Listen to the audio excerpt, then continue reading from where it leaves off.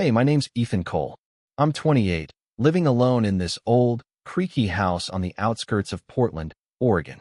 It's the kind of place that groans when you walk across the floor, with peeling paint on the walls and a back door that never quite latches. Life hasn't been easy lately. I work night shifts as a delivery driver for a small logistics company. Long hours, rainy streets, endless packages. I drag myself home exhausted, crack open a beer, and crash on the couch, the loneliness of the place hitting harder than the rain outside. That Tuesday was like every other. I had pulled a double shift, carrying boxes across town until my back ached and my eyes burned.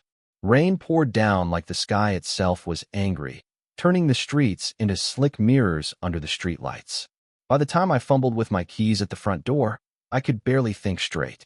The house smelled of damp wood and old coffee grounds.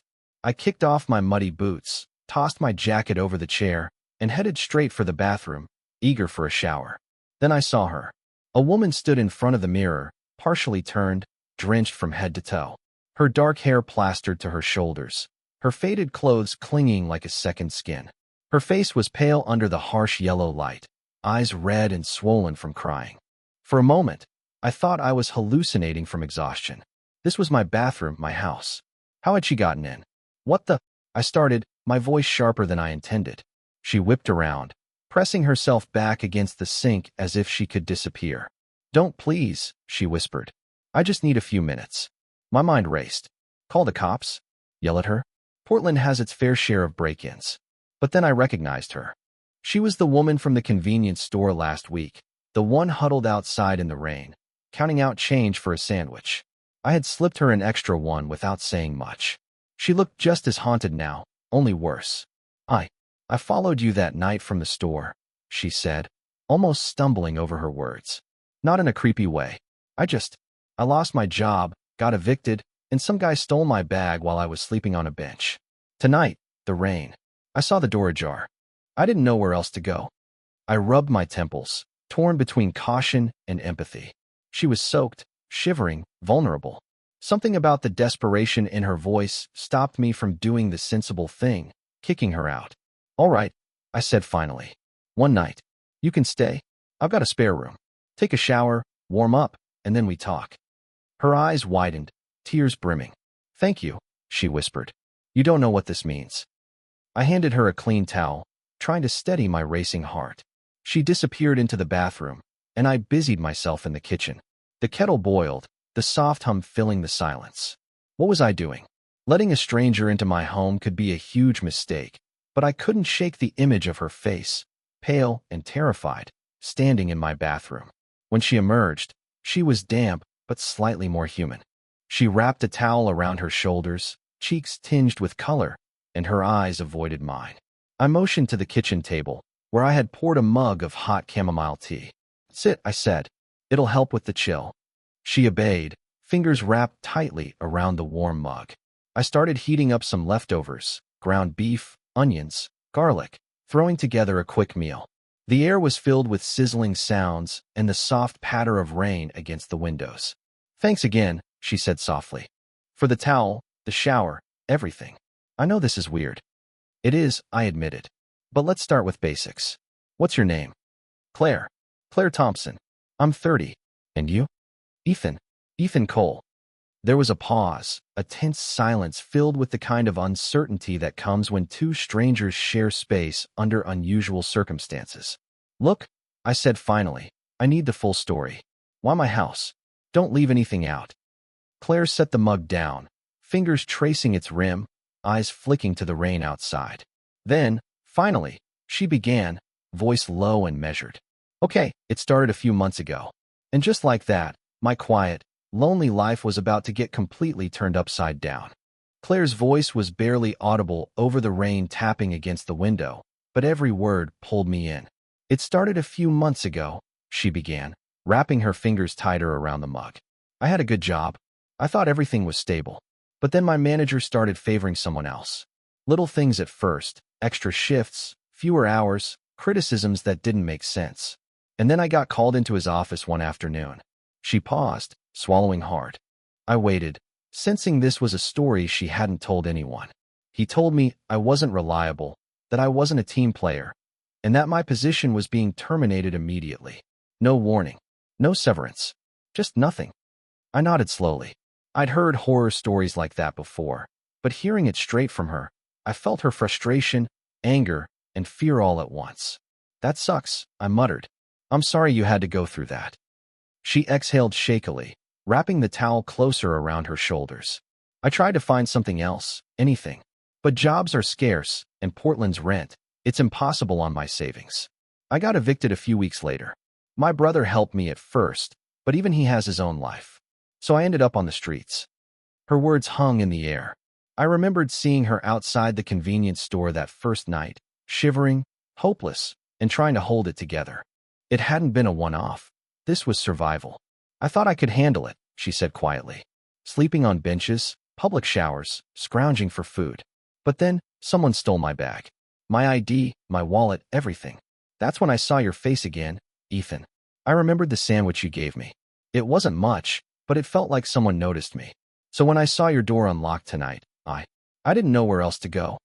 I shifted in my chair, trying to process the intensity of her story. Part of me wanted to judge, the rational side screaming that letting a stranger in was dangerous. But the other part, the part that had noticed her pain the moment she walked in, kept me rooted. I could see the raw desperation behind her haunted eyes. Why didn't you go to a shelter? I asked gently. She shook her head. Shelters are crowded, and I didn't want anyone touching my things. I didn't want to be forced into situations I couldn't control. Out there, on my own, I could at least make my own choices, even if they weren't good ones. I swallowed hard, realizing how fragile she was. Every word painted a picture of survival against all odds, a young woman forced into an impossible situation. But something in her story didn't quite add up, a subtle hesitation whenever she mentioned people from her past. You're very composed, given everything, I said.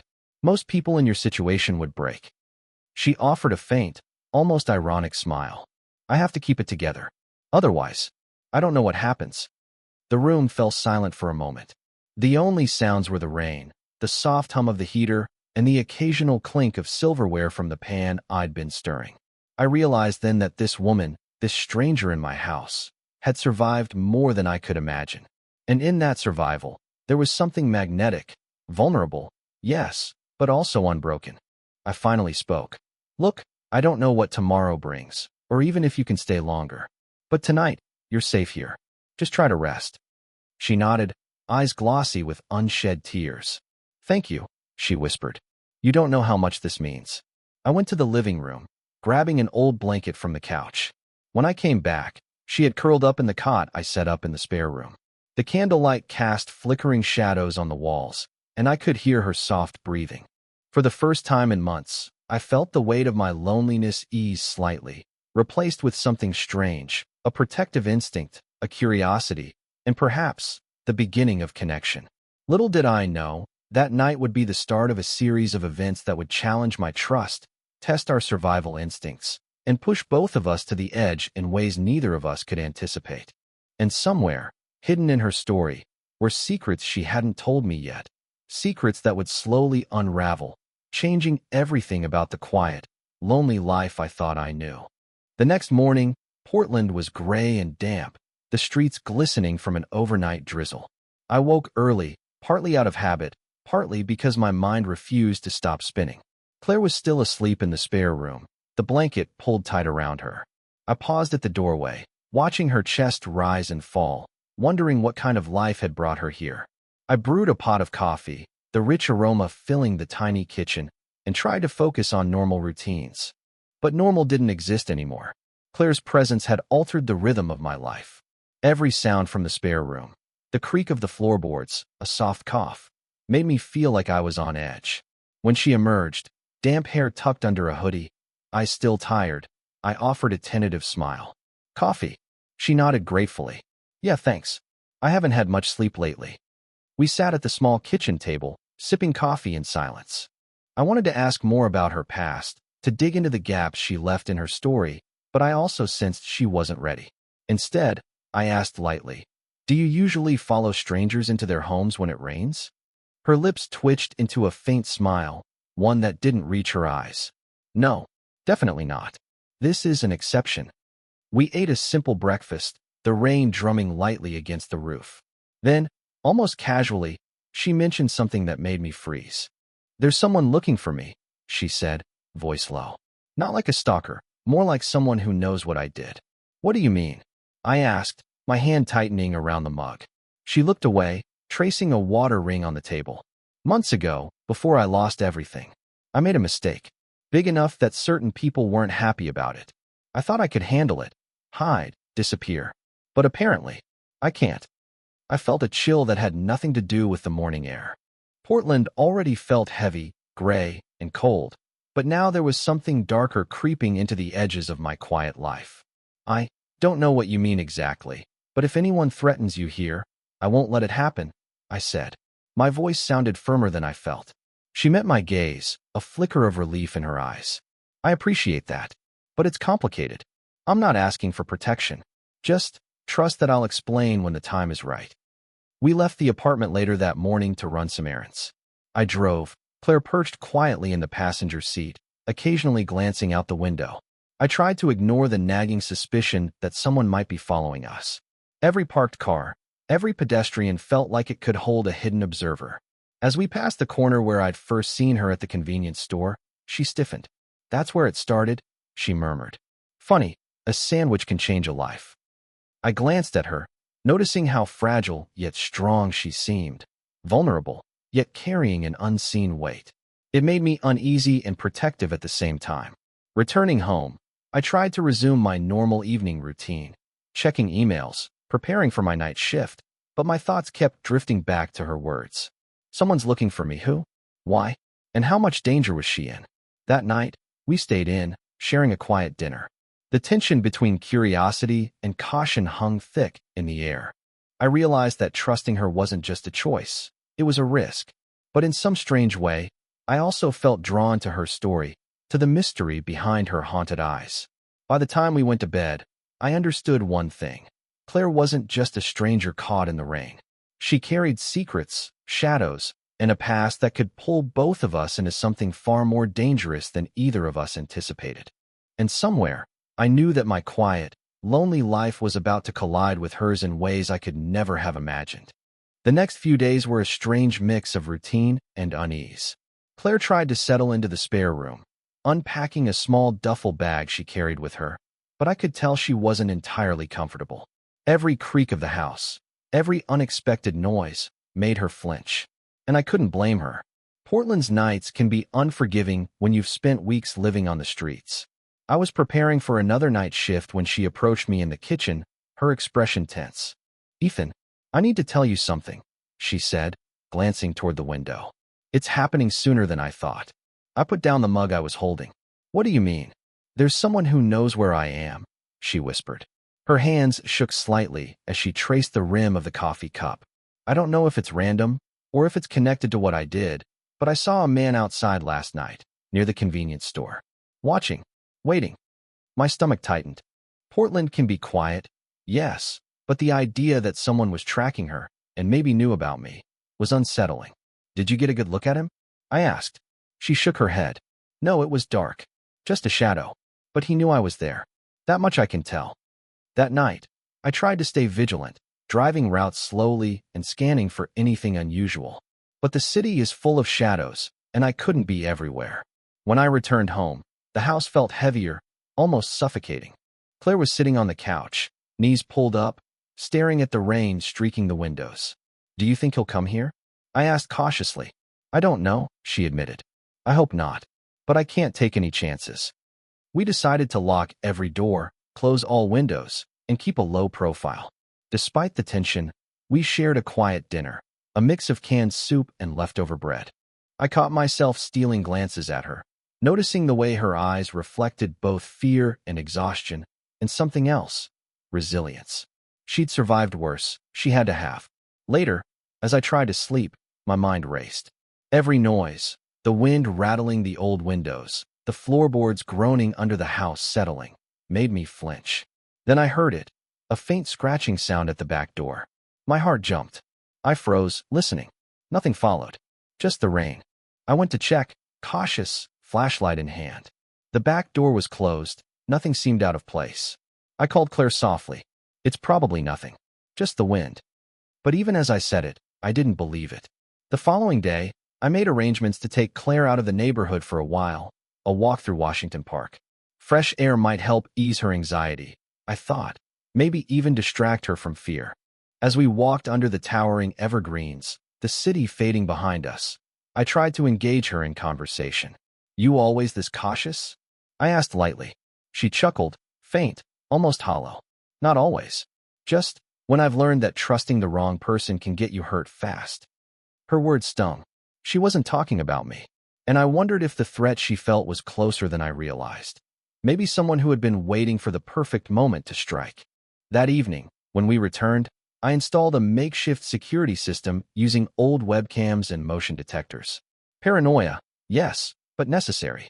Claire seemed grateful, though there was a flicker of hesitation, like she didn't want me to see just how scared she really was. By bedtime, the house was quiet, but I couldn't shake the sense that the next move, from whoever was following her, or from her own secrets, would be unpredictable and possibly dangerous. And just when I thought we might get a brief respite, a mysterious knock echoed from the front door. The knock at the door came again, louder this time, insistent. My pulse quickened as I peeked through the peephole. No familiar faces, just shadows stretching across the rain-slicked porch. I grabbed the nearest baseball bat, not that it made me feel any safer, and cautiously opened the door. Nothing. No one. Just a small envelope tucked under the doormat, soaked at the edges from the relentless Portland drizzle. I grabbed it, brought it inside, and dried it off with a towel. Claire, who had been sitting quietly on the couch, leaned forward. What is it? I don't know yet, I muttered, carefully opening the envelope. Inside was a single photo, Claire, at a coffee shop, alone. Her eyes wide, looking directly at the camera. On the back, in sloppy handwriting, 3 words, I'm watching you. Her face paled, lips trembling. I told you. It's happening sooner than I thought. I felt a cold wave of anger and fear mixed together. Someone was stalking her. Someone knew where she lived. And now, they were sending a message, one that clearly meant business. We need to figure out who this is, I said, voice tight. Do you know anyone who could have sent this? Claire shook her head. No, but there's something I haven't told you. Something I hoped I never would. I motioned for her to sit. She hesitated, then took a deep breath. Months ago, before I lost everything, I got involved with a man. Business dealings, nothing illegal at first, but he changed. He got aggressive, demanding. When I tried to back out, things went wrong. Really wrong. I thought I left it behind, but clearly he didn't. My stomach dropped. The woman I had taken in out of compassion carried a past darker than I imagined, and now that past had found its way to my doorstep. What exactly did he want? I asked, trying to keep my voice calm. He wanted control, she said softly. Money, information me. When I refused, I lost everything. He must have found me again. The tension in the room was suffocating. Rain continued to lash against the windows, a relentless backdrop to the storm we were suddenly in the middle of. We can't stay here like this, I said, making a decision. We need to move, disappear for a few days. Change locations. Lay low until we figure out his intentions. Claire nodded, eyes filled with a mix of fear and gratitude. I can trust you, right? Yes, I said firmly. I won't let him hurt you. That night, we packed essentials, leaving nothing personal behind. As we slipped out the back door into the wet, empty streets, I realized that my ordinary, lonely life was gone. In its place was a new reality, one filled with danger, trust, and the beginnings of something I hadn't expected, connection. Over the next 2 days, we moved from safe house to safe house, always careful, always alert. During quiet moments, Claire opened up more, sharing the details of her past, the mistakes she had made, and the lessons she had learned the hard way. I listened, offering reassurance, sharing fragments of my own lonely, difficult life. A bond began to form, not instant, but slowly, painfully, and honestly. We were 2 broken people navigating a world that seemed determined to punish them. And yet, in that fragility, there was strength. Something electric passed between us in those moments of honesty, laughter, and shared fear. But danger was never far behind. One night, while we were resting in a small apartment we'd rented temporarily, We heard the unmistakable sound of someone trying the door lock. I froze, heart pounding. Claire's face turned ashen. "It's him," she whispered. And I knew, in that instant, our lives would never be the same again. The next morning, tension hung thick in the air, heavier than the usual Portland drizzle. Claire barely slept, her eyes dark with exhaustion and worry. I tried to make coffee, the mundane act feeling almost absurd after the chaos of the previous night.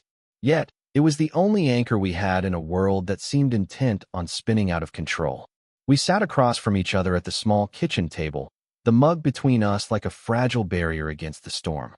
"We need a plan," I said finally, voice low but firm. "Hiding won't protect you forever. He's going to escalate."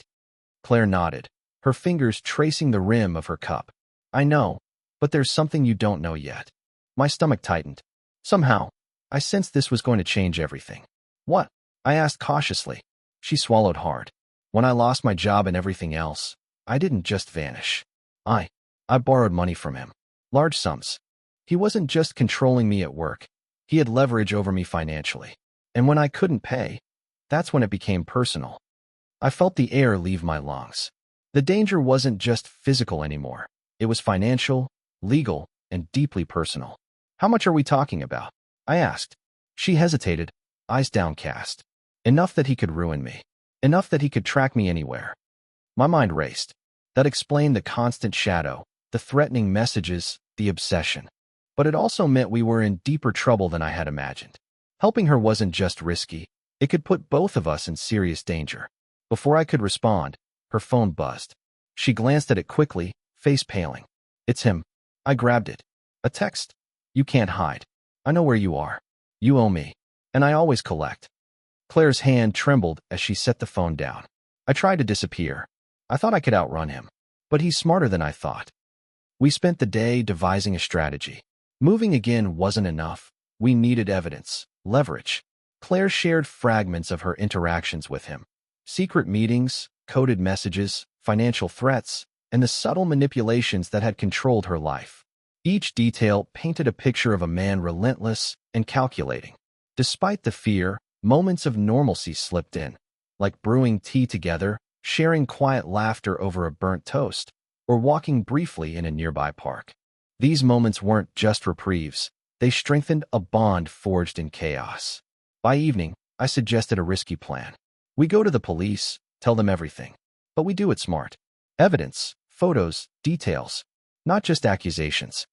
Claire hesitated. "He has connections. They could dismiss it, or worse." "I know," I said, "but staying hidden won't solve anything. We either confront this, or we keep running forever." She nodded slowly, a mix of fear and determination in her eyes. "Okay, let's do it." Later that night, while she slept in the cot, I sat at the table, piecing together a timeline from her scattered notes. The more I read, the more I realized this wasn't just about her past mistakes. It was a story of resilience, of survival against someone who thrived on fear. And in the quiet, I made a silent promise. I wouldn't let him control her life any longer. Not tonight, not ever. But as the clock ticked past midnight, I heard a faint creak from the hallway. Someone was at the door again, but this time, it wasn't just a threat. It was the start of a confrontation neither of us would forget. The creak of the hallway floorboard froze me in place. My heart thumped loudly, each beat echoing in the small apartment. Claire stirred in the cot, half asleep, sensing the tension. I motioned for her to stay down, gripping the baseball bat tightly. The door rattled. Not a knock this time, not a subtle warning. Someone was forcing it. I could see the shadow of a tall figure pressing against the weak lock. Fear coiled in my gut, but I couldn't show it. I had to protect Claire, and I had to act fast. "Claire," I whispered, "stay quiet and don't move." He broke the door open with a final shove.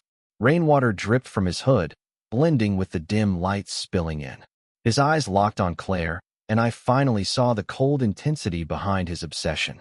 "You can't keep hiding from me," he snarled. "I'll take what's mine." I swung the bat instinctively, catching him off guard. He stumbled back, cursing, but quickly recovered. The struggle was chaotic, furniture overturned, a chair smashed against the wall. Claire's terrified screams filled the room, pushing me into a state of pure adrenaline. "Get out," I yelled. "Now." He laughed, A dark, hollow sound. You think you can protect her?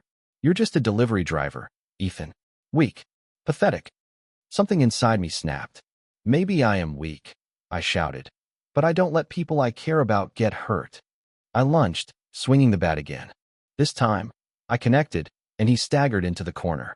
Claire scrambled toward the door, phone in hand, dialing 911.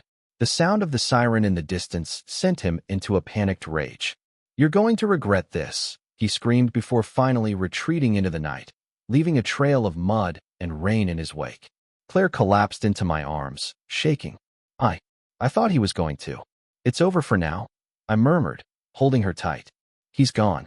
The police arrived minutes later. We explained everything, his threats, the stalking, the financial leverage he held over Claire. Officers took notes, offered temporary protection, and reassured us that a formal investigation would follow. But the lingering fear remained. We knew he wouldn't give up easily. In the aftermath, something changed between us. Shared fear, vulnerability, and the adrenaline of survival had created a bond neither of us could ignore. Sitting on the couch, drenched and exhausted, Claire leaned against me. Thank you, she whispered. For not letting him. For what? I asked softly. For leaving me to face it alone. Her gratitude, mixed with relief and lingering fear, was almost too much to bear. I realized then that protecting her had become more than just an act of kindness. It was personal. Over the next few days, we tried to reclaim a sense of normalcy. We moved to a safer location, carefully chosen, blending in with the city's rhythm. We shared small joys, coffee in the morning, quiet walks, even cooking together in the cramped kitchen. Every moment felt precious, a fragile reminder that life could still be ordinary, even in the shadow of danger. Yet, beneath the temporary calm, I knew our story wasn't over. The past, Claire's debts, and the man who haunted her would not stay buried for long. And somewhere deep inside, I sensed a storm building, not just outside, in the relentless Portland rain, but in the tangled threads of our lives, waiting to explode in ways neither of us were prepared for. The days following the confrontation were tense. Claire and I had relocated to a small, nondescript apartment on the east side of Portland. It wasn't luxurious, but the beige walls and simple furniture felt safe, at least temporarily. Yet, even in this new space, the shadows of the past crept in, uninvited. Claire had begun to open up more, slowly peeling back layers of her past. One evening, while brewing tea, she hesitated before speaking. Ethan, there's something else. Something I didn't tell you about him. I froze mid-pour. What now? She bit her lip, fingers tracing the rim of the mug. He wasn't just controlling me financially or threatening me physically. He had leverage over my family too. My stomach sank. What do you mean? My brother, she whispered. When I fled, I thought he was safe. I thought I could disappear and protect him. But he knows things, and he could hurt him if I don't cooperate. That revelation hit me harder than I expected. The danger wasn't just about her anymore. It extended to people she loved. And it wasn't theoretical. This man had proven ruthless. We spent the next day strategizing. Police protection wasn't enough. Surveillance cameras, motion sensors, and emergency contacts had to be combined with careful planning. Every step outside the apartment, every phone call, had to be deliberate. The city felt claustrophobic, each alleyway and corner a potential threat. Then came the call that changed everything. Claire's voice trembled over the phone. Ethan, he knows. He found my brother. I grabbed my coat, keys, and the baseball bat, the symbol of our last defense, and ran to meet her. She was waiting near the park, scanning every shadow. He's not playing games anymore, she said. I don't know what he wants, but it's escalating. We decided to confront the threat, to take control rather than continue running. Using information Claire had gathered, we tracked him to a rundown warehouse on the outskirts of the city. I could feel the tension between us, not just fear but anticipation, adrenaline fueling every step. Inside the dim warehouse, shadows danced along the walls. And there he was, calm, collected, as if he had been expecting us. So you finally decided to face me, he said, voice cold, almost amused. I admire courage, even if it's misguided. Claire stepped forward, defiance shining through her fear. Leave us alone. Leave my family alone. It ends tonight. A tense silence filled the air, the only sound the distant hum of the city outside. Then, unexpectedly, he laughed, a sound devoid of humor. You think you can control everything? You've been hiding pieces of the truth from each other, haven't you? I glanced at Claire, confusion and fear mirrored in her eyes. What are you talking about? I demanded. He leaned back, a shadow across his face. She isn't just a victim. She made choices that put you both here. And the moment you let your guard down, everything changes. That moment hit us both. The story we thought we were living, rescue, protection, survival, was only half the truth. Claire's past decisions, secrets she had kept even from me, were part of the storm we were in. And in that twist, the stakes were higher than ever. Survival was no longer just about evading him. It was about confronting hidden truths, testing trust, and discovering whether we could truly stand together, or be torn apart by shadows we never saw coming. The warehouse air was thick with tension. Every shadow seemed alive, every creak of the old floorboards a warning. Claire stood beside me, her hand tight around mine. Neither of us knew if we'd make it out unscathed, but we had resolved to face the storm together. The man stepped closer, his expression unreadable. You think this is about me? It's always been about control, about fear. And you? He paused, gaze shifting to Claire. You've underestimated how far it can reach. Claire took a shaky breath. I know. I underestimated him. But I won't let fear decide my life anymore. Not for me, not for my brother, not for us. Something in her voice, her unwavering determination, seemed to break something inside him. He hesitated, the tension palpable. I saw a flicker of doubt in his eyes, and I seized the moment. You're done, I said firmly. Whatever leverage you think you have, it ends here. For a long moment, silence stretched between us.